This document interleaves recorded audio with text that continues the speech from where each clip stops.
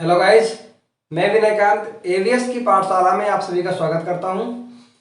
आज हम लोग क्लास 12 बायोलॉजी का दूसरा चैप्टर मानव जनन यानी ह्यूमन रिप्रोडक्शन के अति लघु उत्तरीय प्रश्न का दूसरा सेगमेंट है।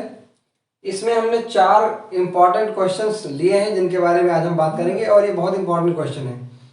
इसके पहले मैंने भी अति लघु उत्तरीय क्वेश्चन बता चुके हैं। अगर आपने उस वीडियो को अभी तक नहीं देखा है तो उसका लिंक आपको नीचे डिस्क्रिप्शन बॉक्स में मिल जाएगा, वहां पर जाकर के आप उस वीडियो को देख सकते हैं।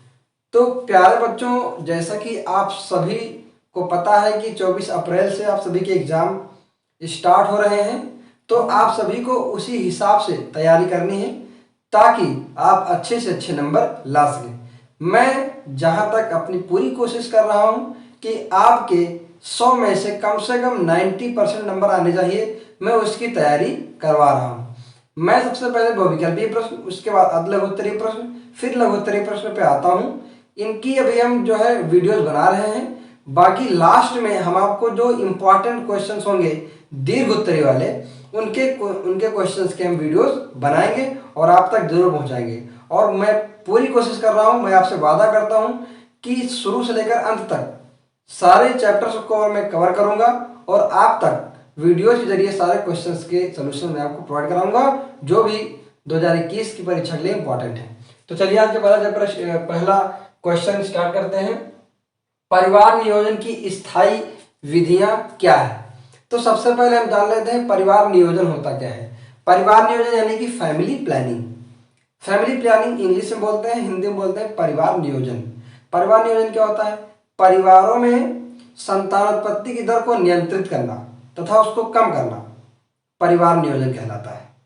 ठीक है, आज भारी जनसंख्या जो बढ़ रही है ये विनाशकारी भी हो सकता है, बहुत सारे प्रॉब्लम क्रिएट करता है, जिसकी वजह से परिवार नियोजन एक ऐसी विधि है जो हर सभी को अपनानी चाहिए, जिससे जनसंख्या वृद्धि पर नियंत्रण किया जा सकता है। तो इसकी 2 विधियां हैं, केवल नाम पूछा गया है, 1 नंबर का क्वेश्चन है तो हम केवल इसका उत्तर ये लिखेंगे, 2 विधियों के नाम लिखेंगे। एक होता है वैसेक्टॉमी और दूसरा होता है ट्यूबेक्टॉमी। अब ये भी क्वेश्चन पूछा सकता है कि वैसेक्टॉमी और ट्यूबेक्टॉमी में अंतर क्या होता है। तो वैसेक्टॉमी क्या होता है, ये पुरुषों में होता है, और ट्यूबेक्टॉमी क्या होता है, महिलाओं में होता है। ठीक है, तो ये आपको याद रखना है। 2 स्थायी विधियां हैं। इससे क्या होगा, शुक्राणुओं का निर्माण तो होगा लेकिन मादा के योनि में ये जो शुक्राणु होंगे वो नहीं पहुंच पाएंगे। ट्यूबेक्टॉमी क्या होता है, उसमें जो फिम्बरी होती है, फिम्बरी में जो अंडवाहिनियां होती हैं, अंडवाहिनियों को काट करके बांध दिया जाता है, जिससे अंडाणु जो है माँ के गर्भाशय में यानी कि रास्ता जहाँ होता है, जहाँ निषेचन होता है, वहां तक ना पहुंच पाए। ठीक है, अब हमारा अगला क्वेश्चन है शुक्राणु जनन को परिभाषित कीजिए। शुक्राणु जनन, इस शब्द से इसको आपको याद रखना है। शुक्राणु जनन, शुक्राणु जनन का मतलब होता है वृषण से शुक्राणुओं का बनना, शुक्राणु जनन कहलाता है। यानी शुक्राणुओं के निर्माण को शुक्राणु जनन कहते हैं। अब ये शुक्राणु जनन होता कहाँ है? तो जो वृषण होता है, वृषण में जो शुक्रजन नलिका होती है, शुक्रजन नलिका में कुछ जनन कोशिकाएं पाई जाती हैं। क्या पाई जाती हैं? जनन कोशिकाएं पाई जाती हैं। और इन जनन कोशिकाओं में क्या होता है, अर्धसूत्री, क्या होता है, अर्धसूत्री कोशिका विभाजन होता है।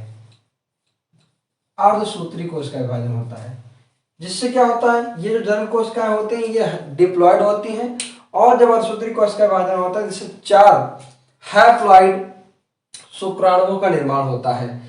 तो वृषण की शुक्रजन नलिका में उपस्थित जनन कोशिकाओं में अर्धसूत्री कोशिका विभाजन के द्वारा शुक्राणुओं के निर्माण की प्रक्रिया को शुक्राणु जनन कहते हैं। ठीक है, आई होप आप लोगों के समझ में अच्छी तरीके से आ गया होगा। एक लाइन में आंसर बताना चाहें तो वृषण से शुक्राणुओं के बनने की क्रिया को शुक्राणु जनन कहते हैं। अगला क्वेश्चन है मानव के शुक्राणु की संरचना का केवल नामांकित चित्र बनाइए। बहुत ही इंपॉर्टेंट क्वेश्चन बन जाता है, 2019 में पूछा गया है और इसके पूरे चांसेस बनते हैं कि 2021 की परीक्षा में पूछे जाने के। ये शुक्राणु की संरचना पूछ रहा है। तो शुक्राणु की संरचना हमें याद करना है किस तरीके से बनाना है, पूरी तरीके से हमें आना चाहिए ये।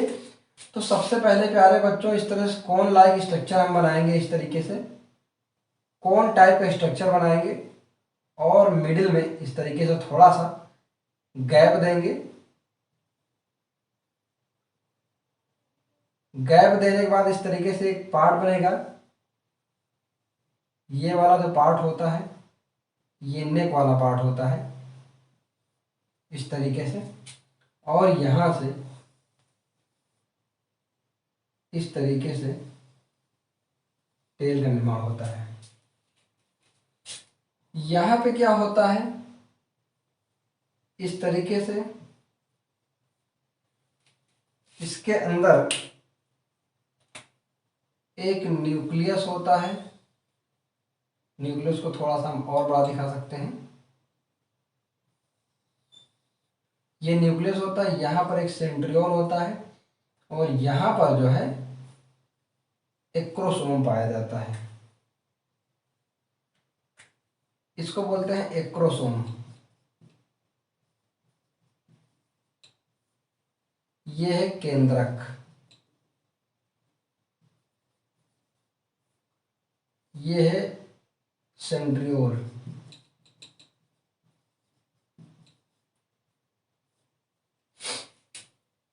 इस वाले भाग को बोलते हैं हेड, यानी कि सिर, जिसे अंग्रेजी में हेड कहा जाता है।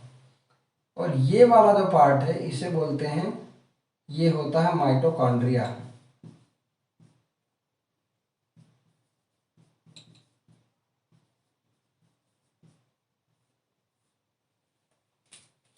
ये वाला जो पार्ट है ये पुच्छ है, जिसे हम लोग टेल कहते हैं इंग्लिश में।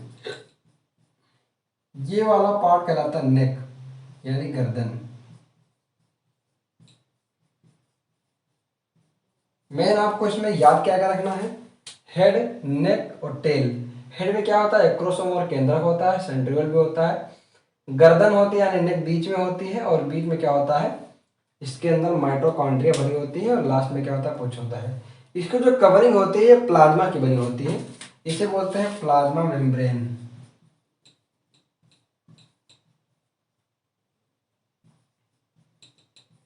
ये प्लाज्मा मेम्ब्रेन होती है। इतना आपको मानव के शुक्राणु की संरचना में याद रखना है। एक हेड पार्ट होता है, हेड में एक्रोसोम होता है। हम एक्रोसोम का कार्य बता चुके हैं कि जब मादा के अंडाणु से निषेचित करने के लिए शुक्राणु जाता है तो ये जो बाहर की ऊपर की आउटर कवरिंग होती है उसको गला देता है, जिससे ये न्यूक्लियस एंट्री करने में हेल्प करे। दूसरा केंद्रक होता है, केंद्रक ही मेन होता है जो कि हैप्लॉइड होता है। सेंट्रियोल होता है, दूसरा होता है माइटोकॉन्ड्रिया। अब नेक क्या होता है, सिर को और टेल को जोड़ता है, ठीक है। माइटोकॉन्ड्रिया का फंक्शन क्या होता है, यहाँ पर क्वेश्चन पूछा जाता है कि जो शुक्राणु योनि से प्रवेश करते हुए शुक्रवाहिनियों तक जाता है तो उसको एनर्जी कहाँ से मिलती है, इस शुक्राणु को ऊर्जा कहाँ से मिलती है। तो माइटोकॉन्ड्रिया को आप सभी को पता है ऊर्जा का घर कहा जाता है, power house of the cell कहा जाता है। तो इसके अंदर ऊर्जा संचित रहती है और इस टेल के माध्यम से तैरते हुए, जैसे कोई भी जलीय जीव है उसमें पूंछ होती है, पूंछ के सहारे में तैरते हुए जाता है, उसी तरीके से पूंछ क्या करता है, तैरने में हेल्प करता है। और एनर्जी कहाँ से मिलती है, माइटोकॉन्ड्रिया से मिलती है। एक्रोसोम का कार्य होता है ऊपर का जो अंडा का आवरण होता है उसको गलाने का काम करता है। तो इतना आपको इसमें याद रखना है। अगर लिखने के लिए आता है तब भी आप इसको लिख सकते हैं। 2 नंबर में क्वेश्चन आता है तब इसका फिगर बनाएंगे, इसके बारे में डिटेल में लिखेंगे। अगला क्वेश्चन हमारा आता है युग्मनज क्या है, इसमें गुणसूत्रों की संख्या कितनी होती है। तो इसको भी हम समझ लेते हैं। युग्मनज, युग्मनज को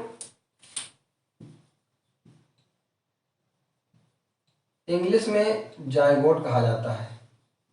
क्या कहा जाता है, जायगोट कहा जाता है। और युग्मनज का निर्माण कहां से होता है। अब यहां पर इस चैप्टर में मानव जनन की बात कर रहे हैं तो मानव जनन से रिलेटेड ही आपको आंसर बताएंगे। युग्मनज का निर्माण शुक्राणु और अंडाणु के शुक्राणु और अंडाणु के निषेचन यानी संयुग्मन के बाद युग्मनज का निर्माण होता है। अब आपको याद रखना है कि शुक्राणु क्या होता है, एन होता है यानी हैप्लॉइड यानी अगुणित होता है। अंडाणु क्या होता है, हैप्लॉइड यानी कि अगुणित होता है। इससे जो युग्मनज का निर्माण होगा, किसका निर्माण होगा, युग्मनज का निर्माण होगा। युग्मनज जो होता है ये डिप्लॉइड होता है यानी कि 2n होता है। तो इसमें क्वेश्चन पूछा जाए युग्मनज क्या है, तो जब अगुणित शुक्राणु यानी नर का अगुणित शुक्राणु तथा मादा का अगुणित अंडाणु आपस में संलयित होते हैं तो युग्मनज का निर्माण होता है, द्विगुणित युग्मनज का निर्माण होता है। इसी में क्वेश्चन पूछा गया इसमें गुणसूत्रों की संख्या कितनी होती है, तो गुणसूत्रों की संख्या जैसे मान लीजिए कि मनुष्य के एक सेल में गुणसूत्रों की संख्या कितनी होती है, 46 होती है। तो नर में कितने होंगे, यानी नर के शुक्राणु में 23 गुणसूत्र, इसमें कितने होंगे, मादा के अंडाणु में 23 गुणसूत्र। इस तरीके से युग्मनज में कितने गुणसूत्र आएंगे, 46 गुणसूत्र होंगे। यानी कि इनमें गुणसूत्रों की संख्या द्विगुणित होती है। कितनी होती है, द्विगुणित होती है। तो ये आज के हमारे चारों क्वेश्चन थे जिनका हमने आंसर भी दिया और उनका एक्सप्लेनेशन भी किया।